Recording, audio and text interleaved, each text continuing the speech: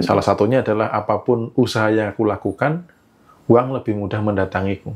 Apapun usaha yang aku lakukan, uang lebih mudah mendatangiku. Bukan hanya karena upahyaku, tapi karena uanglah yang mencintaiku.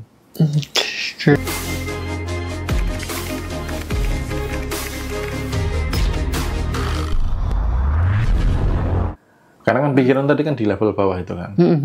Kedamaian itu apa? Kedamaian itu kan tanpa keterikatan.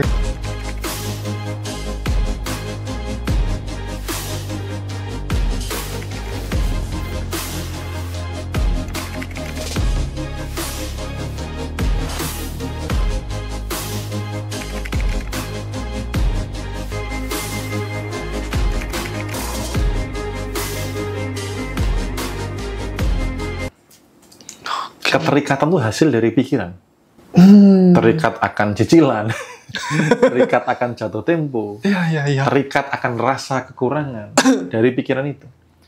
Makanya ketika pikiran dihentikan, masuk dalam ketenangan, kedamaian akan tercipta. Nah, kedamaian ini adalah energi yang dicintai uang. Jadi ada energi yang tidak dicintai uang, ada energi yang dicintai uang. Ketika pikiran terhenti, berarti kita terus tidak punya pikiran gitu, Mas Bimo? Tidak memikirkan apa-apa. Bukan tidak punya pikiran, tidak memikirkan apa-apa. Oh, bedanya apa? Bedanya dengan kita tidak punya pikiran sama nggak mikirin apa-apa? Tidak punya pikiran berarti ini nggak ada. Secara fisik pikirannya tetap ada, tapi tidak mikir, tidak sedang aktif. Tidak diberi atensi gitu ya? Jadi kosong aja. Makanya ada istilah kosong adalah isi, isi adalah kosong. Kayak gitu.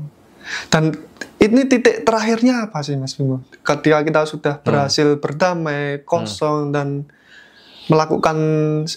Ya sebenarnya apa yang dicari seseorang tuh, apa sih gitu? Contoh, pengen punya rumah mewah, biar apa? Biar tenang kan? Biar damai kan? Biar bahagia kan? Gitu. Karena ketika sudah punya rumah mewah, kalau belum bahagia, belum tenang, belum damai, dia pasti masih akan ngejar sesuatu. Pengen uang banyak biar apa? Biar tenang, biar damai, biar bahagia. Sebenarnya yang dicari orang tuh itu.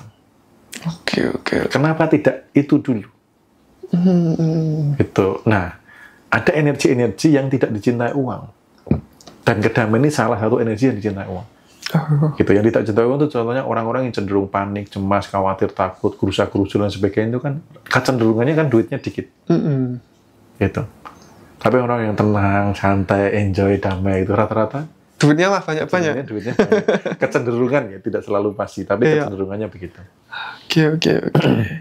Ketika kita meditasi, kita masuk ke kondisi kosong adalah isi, isi adalah kosong. Kalau kosong pikirannya, kosong kosong kesadarannya, emang enak, Mas. Kosong seperti itu kan, kita begitu sibuknya dengan pikiran kita kan sehari-hari, dengan segala hingar-bingar pikiran kita, terus kita tiba-tiba bertapa di satu momen hingga mencapai titik kosong. Emang enak, Mas? Nah, tanya aja ke teman-teman yang sudah ikut meditasi. Oh, gitu ya.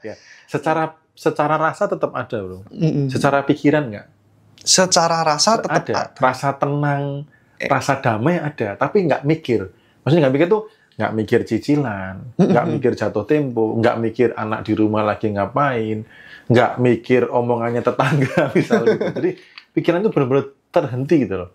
Ibarat kayak komputer tuh kita sedang di restart gitu loh. Pada saat di restart dan tidak melakukan apa-apa itu disitulah kosongnya. Jadi kayak ke-refresh lagi gitu. Dan itu pasti dirasakan ya ketika kita bermeditasi.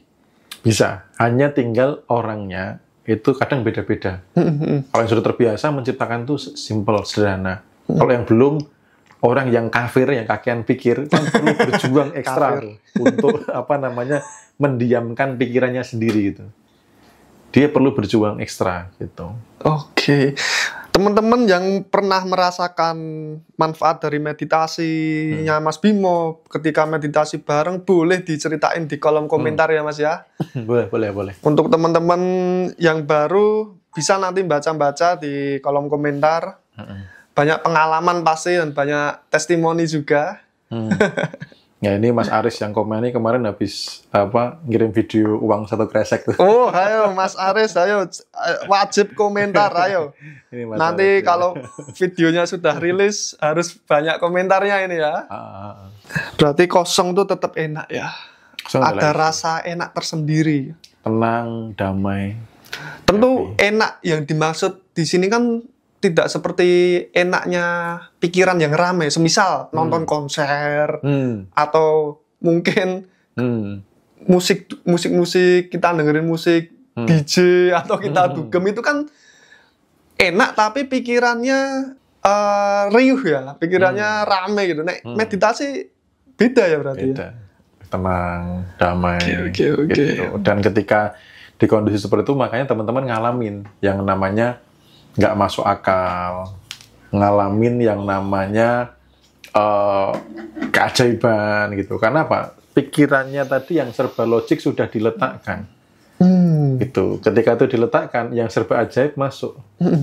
Selama ini yang membatasi keajaiban apa? Pikiran logik, kita. Kan? Oke. Setelah mencapai titik kosong, berarti pikiran kita pause untuk sejenak dan kita berarti membuka hati kita ya Mas. Ya, membuka space kan di situ. Ada ruang kosong, tinggal mau diisi apa. Gitu. Karena nanti di meditasi itu setelah teman-teman berada di ketenangan, kedamaian, nah saya mulai memprogram. Saya kasih program law of assumption supaya dicintai uang. Oke. Gitu. Jadi ada beberapa program yang saya masukkan ke bawah sadar. Ketika gelombangnya sudah turun ke alfa atau theta, kasih sugesti. Salah satunya adalah apapun usaha yang aku lakukan, uang lebih mudah mendatangiku. Apapun usaha yang aku lakukan, uang lebih mudah mendatangiku. Bukan hanya karena upahyaku, tapi karena uanglah yang mencintaiku. Gitu. Jadi uang datang tuh alasannya karena mencintai energi kita. Itu bisa program terus bawah sadar, masukin terus, pleng gitu. Oke. Kaitannya dengan meditasi, Mas. Segala yang terjadi ketika kita sudah di state repent tadi, itu kan bukan kita ya yang bekerja, melainkan sang di atas lah yang bekerja. Terus peran kita di situ ngapain, Mas? Menjaga. Cuma menjaga ya? Menjaga di penthouse.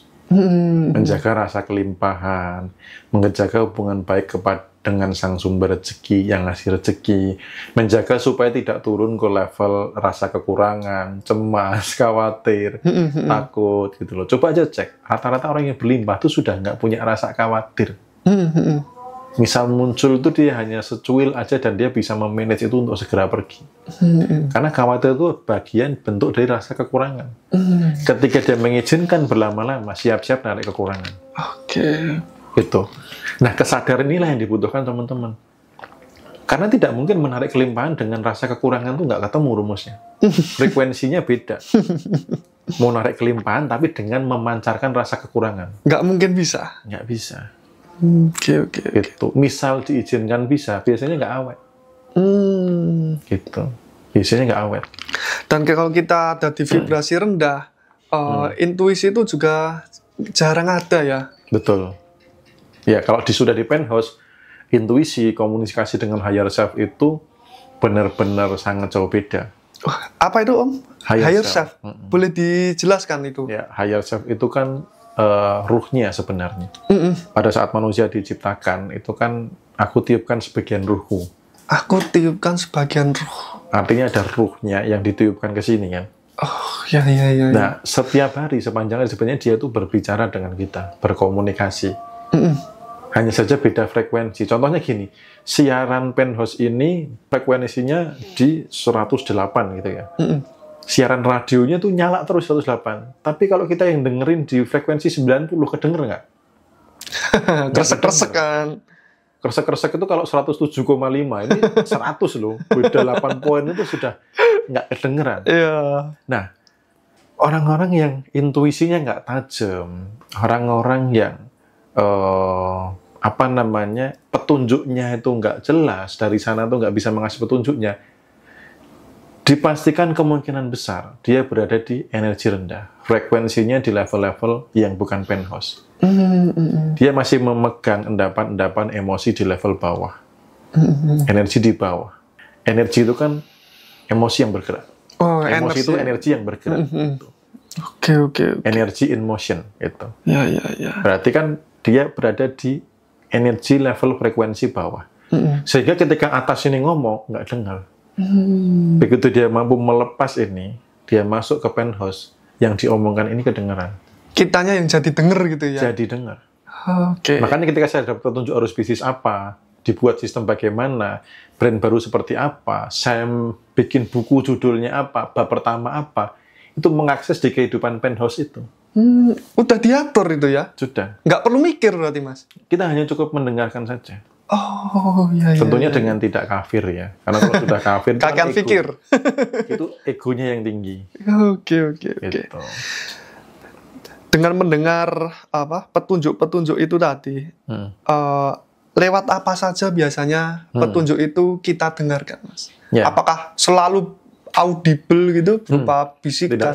Tidak selalu ya. Bisa kadang lewat mimpi. Oke, lewat mimpi. Kemudian bisa pendengaran, bisa penglihatan, bisa dorongan yang kuat harus ngapain.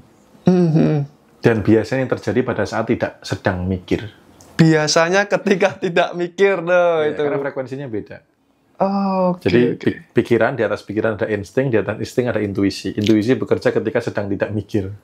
Berarti pikiran tuh yang paling bawah. Habis itu insting, habis itu baru intuisi. Loh, bedanya insting sama intuisi apa ini, Mas? Ya, jadi kalau pikiran kita sudah sama tahu ya, insting itu adalah kecerdasan tanpa berpikir, melakukan sesuatu tanpa berpikir. Contoh nih, gerak refleks itu insting. Misalnya ada botol mau jatuh, mikir dulu nggak, tak tangkap pakai tangan apa tangan kiri, apa pakai nampan atau apa? Nggak sempat mikir. Itu refleks. Atau gini, bayi mencari puting susu ibunya. Ada yang ngajarin? Nggak ada, alami ya itu. Itu insting. Gitu. Okay. Nah, intuisi itu kecerdasan yang bukan dari, seolah-olah bukan dari diri. Gitu, dari higher self itu, dari ruhnya itu. Intuisi itu udah lebih dari itu. Oke. Gitu.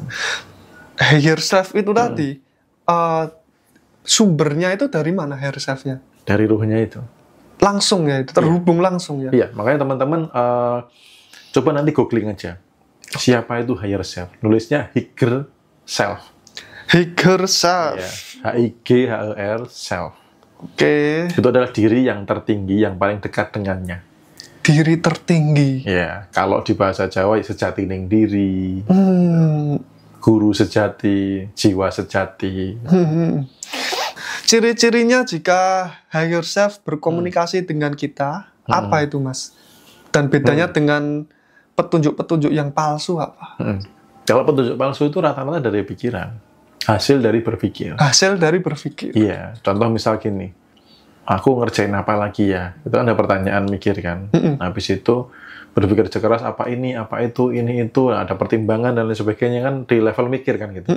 Nah, kalau intuisi itu kita sedang bengong, kadang sedang mandi, kadang lagi santai, pokoknya kayak lagi pelompong-pelompong begitu tuh langsung. Nah, coba kamu kemarin pas dapat intuisi harus ke sini. Iya, benar. Pas ngapain? Pas mikir kan? Iya, enggak. Kan? Tiba-tiba. Tiba-tiba kan? Tiba-tiba nanya, tinggalnya di mana? Aku tak ke situ, slow enggak? Ada intuisi begini. Nah, itu begitu. Jadi teman-teman ini ada sedikit cerita. Ternyata Mas Bimo itu sekitar 2 minggu yang lalu ya, Mas. Batin. Mengundang dengan keilmuannya Mas Bimo, dan saya menangkap getaran itu sekitar seminggu yang lalu. Baru kesampaian ini. Ya karena di penthouse tuh gitu, kita batin itu semesta yang mengerjakan itu. Gitu, aku batin nih, Denny sekarang ngerjain apa atau apa gitu ya. Kayaknya kalau podcast seru nih gitu. Iya. Kan aku udah ngubungin dirimu kan. Saya hubungi. Tiba-tiba langsung aja semesta bekerja. Itu salah satu contoh sederhana begitu. Oke. Asik ya. Dan ternyata konsep penthouse ini menyelaraskan kembali ya dari konsep-konsep sebelumnya, dan banyak materi-materi di luar sana kita rangkum di sini ya. Dan ini sebenarnya menjadi jawaban seperti inilah seharusnya hidup. Seperti ini harusnya hidup. Artinya keberuntungan, keajaiban itu bukan hal yang setahun sekali lagi. Lebih sering mengalami itu. Kayak gitu. Oke. Ini ada pertanyaan dari Lucky Girls. Mas, gimana mengulang pola kesuksesan kembali lagi? Mengulang pola sukses tinggal memancarkan vibrasinya. Tinggal memancarkan vibrasinya. Jadi rasa apa pada saat sukses itu dipancarkan kembali, maka dia akan menarik. Sama kayak kebalikannya, mutus pola. Mutus pola itu dengan tidak memancarkan vibrasi yang sama, polanya sudah terputus. Gitu. Jadi misalkan pola apes gitu, yang nggak perlu ritual yang jelimet-jelimet, dengan tidak memancarkan vibrasi yang rutin sepanjang hari, maka terjadi perubahan pola. Karena rutinitas menciptakan masa lalu. Jadi kalau orang hanya melakukan rutinitas, masa depannya akan sama dengan masa lalu. Artinya apa? Pengulangan pola kan gitu. Nah, kalau pola sukses, ya pancarkan kembali vibrasinya. Pada saat sukses itu kamu sedang apa? Karena pola orang beda-beda. Ada yang pola suksesnya itu ketika habis piknik, habis seneng-seneng dapat uang. Ada tuh peserta kelas yang begitu. Ada yang sholat tahajud 40 hari. Itu pengen apa kesampaian. Terakhir pengen punya mobil expander kesampaian. Ada yang unik. Mas, saya tuh nggak tahu polanya apa. Kemarin tiba-tiba naik jabatan. Kemarin tiba-tiba diusulkan ini. Kita mau dapat bonus ini. Nah, sekarang kan saya lagi pengen ini. Nggak kesampaian. Pola saya apa? Pola ibu itu nggak menginginkan sesuatu.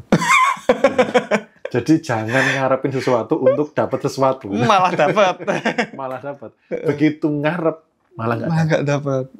Kayak gitu. Itu nggak bisa disamaratakan, Mas. Kalau yang ibu ini tadian berarti letting go ya. Dia melepas keinginan baru dapat. Kalau yang orang-orang sebelumnya harus melakukan effort seperti sholat tahajud, seperti piknik dulu. Kenapa nggak diseragamkan aja, Mas? Karena memang unik, spesial manusia itu memang berbeda-bedanya di situ. Itu makanya kalau teman-teman sudah memahami benang merahnya, sudah tidak akan lagi terlalu ke-distract dengan ilmu-ilmu di luaran sana atau ilmu yang berbeda lagi gitu loh. Oh, di sana pakai ini, di sini pakai ini, mana yang benar, mana yang salah. Nah, yang memperdebatkan itu kan cenderung tidak melakukan. Benar nggak? Cuma belajar teori aja. Belajar teori. Karena dia belum clear mana yang mau dilakukan, masih bingung. Nah, padahal cara untuk jadi kaya itu jutaan cara. Ketika ada cara A benar, bukan berarti cara B salah. Kalau ada orang yang cocok pakai cara A, ada orang cocok pakai cara B. Dan berbagai teknik itu yang saya lihat adalah sebenarnya mereka membuat seseorang berada di penthouse. Iya. Benang merahnya di situ. Intinya di situ. Apapun tekniknya.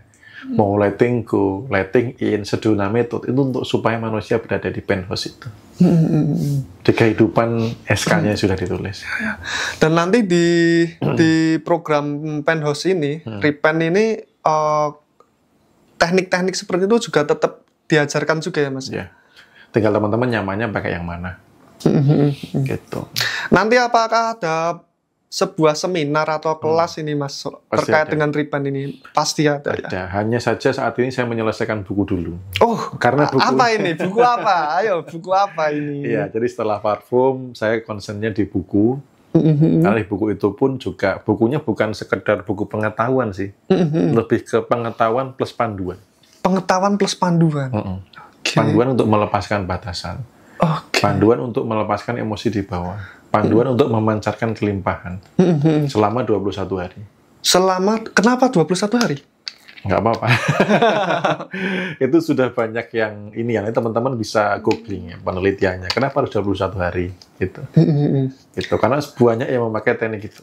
Tapi 21 hari itu nanti berbeda-beda temanya. Ini berarti Repent ini secara dasarnya kita harus melakukan selama 21 hari rutin ya? Kalau Repent itu harusnya dijaga sepanjang hari. Dijaga sepanjang hari. Rasa bahwa saya berlimpah, saya ditetapkan berlimpah, itu harus sepanjang hari. Setiap waktu harus dominan gitu. Seharusnya dominan. Dan sebenarnya tanpa harus memancarkan itu, artinya apa? Melepaskan energi bawah, udah otomatis di situ. Jadi kalau misalkan aku ngajarin kelimpahan gimana, ya sudah lepaskan aja kekurangan. Gitu. Jangan ngeluh, jangan cemas, khawatir itu dilepasin, muncul dilepasin, disiplin. Rasa-rasa kekurangan muncul dilepasin. Ketika disiplin di situ, otomatis berada di titik kelimpahan.